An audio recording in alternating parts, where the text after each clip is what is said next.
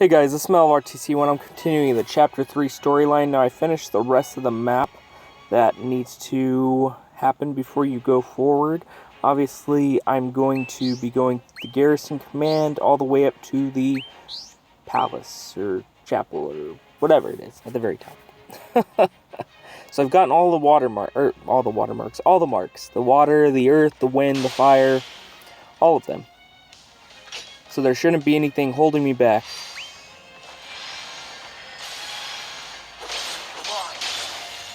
So far, the game storyline has been good. feels a little grindy, but not too much. I've been able to kind of just push past it without paying attention for the most part. For the parts that you just need to get the same item over and over, which is nice. My days kind of started off rough. On the way to work, had a little bit of a headache, and when I got to work, through all the traffic and etc., takes like an hour to get to work, I realized I didn't have my wallet or my badge or anything I need for work. And I was like, well, crap. What to do? So, called up my wife. She's such a sweetheart. And she said that she would bring it to me. So she's gonna have to sit through traffic and stuff too. Oh, I feel so bad. But I'm so grateful. Other than that, I'm just ready to get the day started and get through it. You know, nothing too exciting, but that's just how it goes. Let's see, it's got a little video here most likely. Oh, how long are you going to make me wait? Hello to you too. What are you doing here anyways? I'm waiting for you to open these gates. What? Open these gates? I'm tired of waiting. You could, help. Me helping you won't truly help you. You mustn't rely on others. You must make your own way. I could say the same to you, you know? Garland. Collect marks to open the gates. The 2 gates to Queen's Keep are closed. Collect marks from the outlying wards to gain access to the Citadel.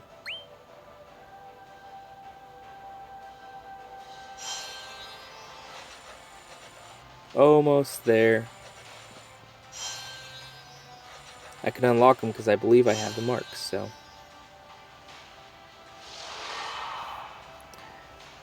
Let's unlock both those gates.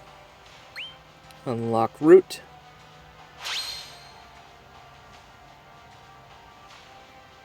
And unlock route. Pretty awesome. Pretty great. Let's go to the Griffin Gate first. We'll go to the left and then we'll go to the right. Oh. I guess it just opens straight up, doesn't it?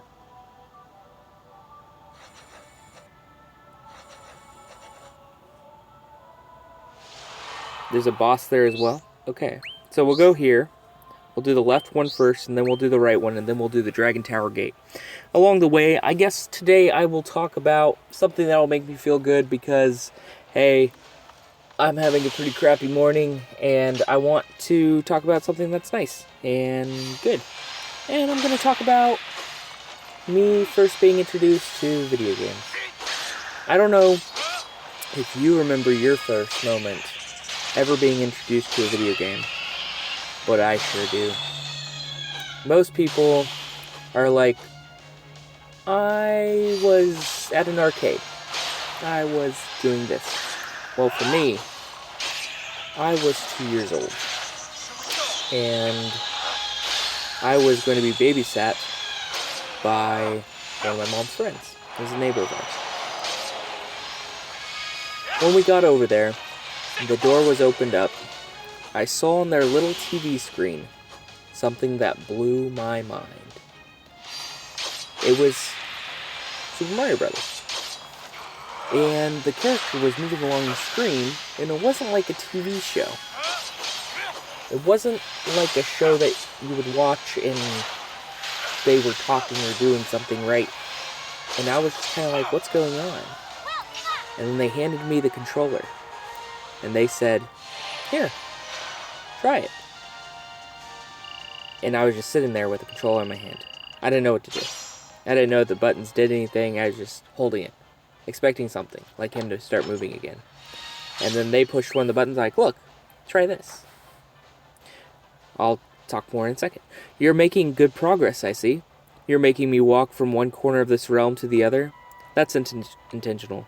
Many soldiers have witnessed you battling fiends across the land. They think that the Warrior of Light has come to fight with them. You give them hope. But I'm not the Warrior of Light yet. You say yet. You still mean to fulfill a prophecy, don't you? Then I wish you luck. Nice.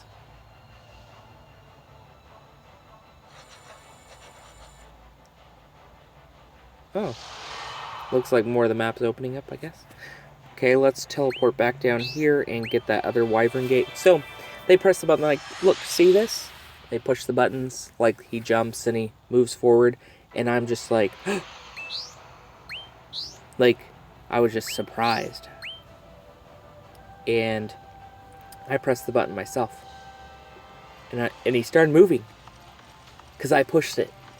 And I was so blown away. Obviously a 2-year-old, right? I was maybe 2.5. And I was just so blown away. And I barely remember this memory. It's the only thing I remember about it. I don't remember what happened after that. I don't remember if I kept playing, if I walked into a Goomba and died, if I got used to it.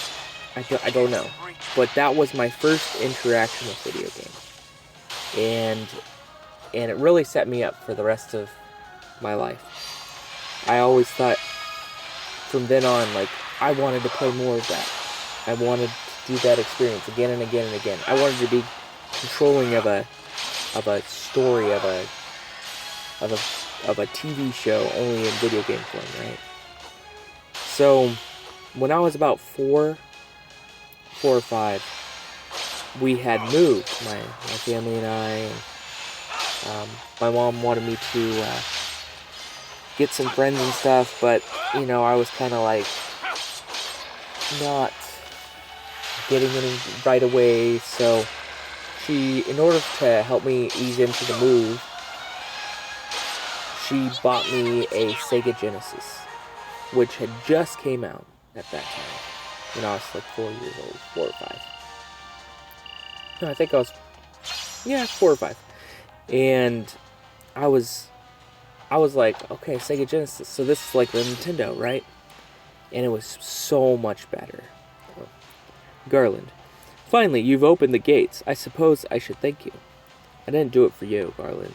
No, but what you've done helped me, whether you like it or not. He's trying to get there to take Princess Sarah. Okay, Dragon Tower Gate. Let's move on in.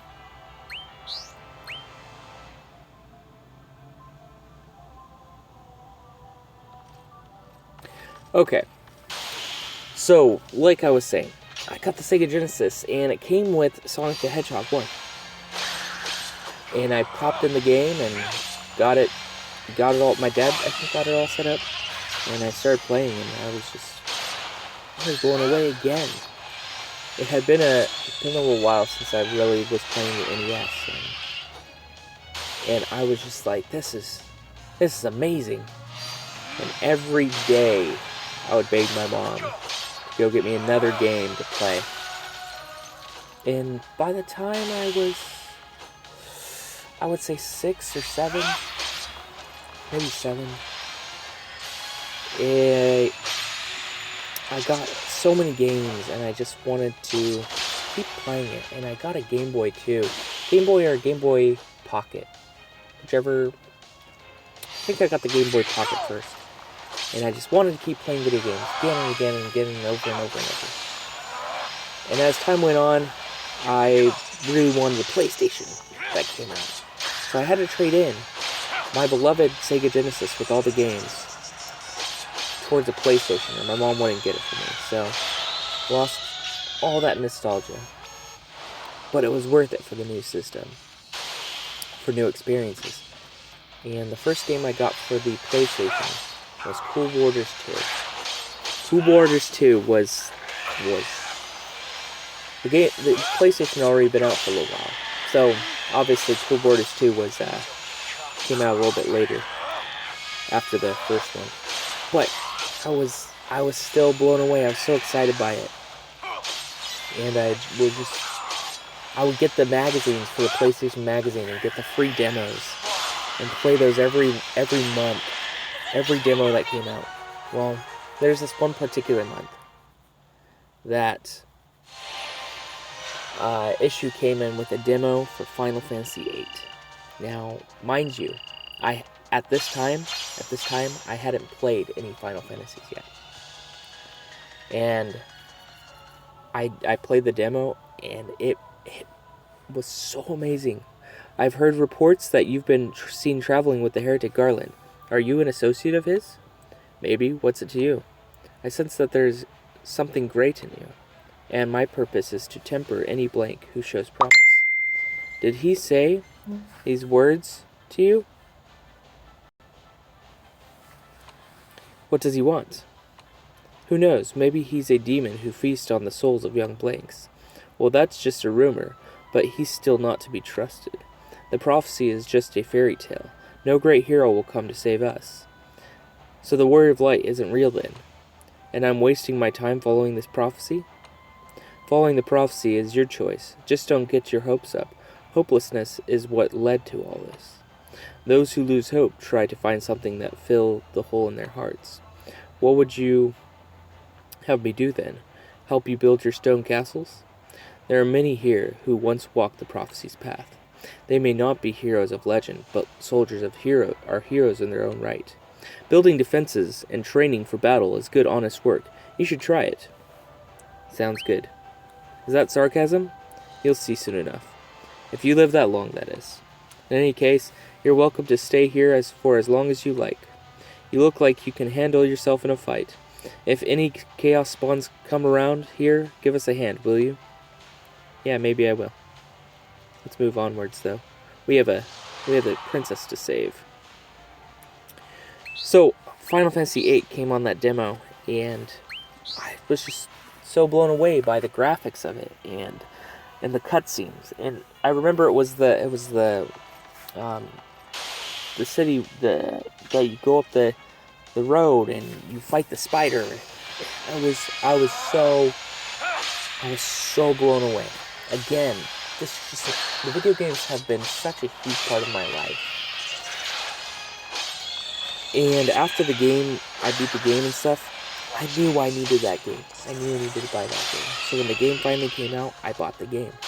And I played through it, and just everything about the game just exuded and just amazing to me. The graphics, the story, the characters. And then after that, I wanted to play every Final Fantasy afterwards. And I started doing that. I started playing from Final Fantasy, in the US, it was Final Fantasy 2, but it was Final Fantasy 4 Japan. So Final Fantasy 4 was Cecil. And then after that, I started playing the next ones, and the next ones, and the next ones, until eventually I've played every Final Fantasy. I haven't beat every Final Fantasy, but I've played through like 75% of all of them, if not beating them. So I have beat most of them. I remember going back and playing the original Final Fantasies 1 and 2, and oh my gosh, those games, if you want a grind game, that's Final Fantasy 1 and 2. Those games feel like a grind. But it's still good to play through them and have that under your belt. Looks like we're fighting here a behemoth, and he's almost dead. This is 4 out of 4. Let's see what happens after this.